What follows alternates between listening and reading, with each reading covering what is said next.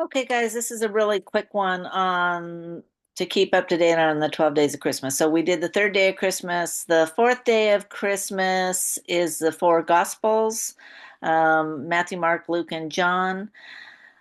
Matthew and John were part of the original disciples. John was probably very, very young and was a fisherman. And most scholars believe he was somewhere between 12 and 15 when he became a disciple of Jesus, and he referred to himself as the disciple that Jesus loved. He was very, very close with Jesus, and Jesus actually was chose him to take care of his mom when he went to the cross.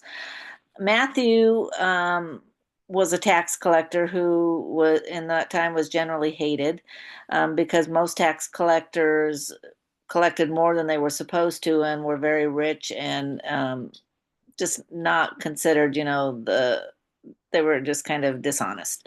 But he obviously, when he joined Jesus, gave up all that kind of stuff and became a very loyal follower. And he, after Jesus's death, went to Ethiopia and was martyred there. Luke was a Gentile. He came after the fact. He was a peer of Paul.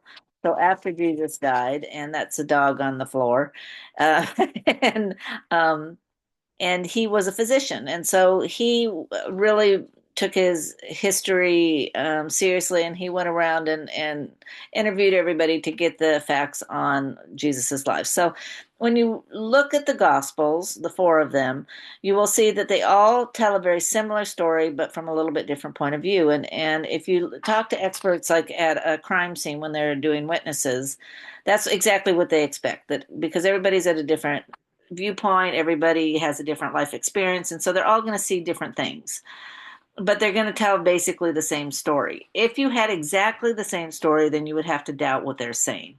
So on the fourth day of Christmas, my true love gave to me four calling birds, and that represents four gospels. So I hope this is interesting for you and a little history on it, and have a great evening.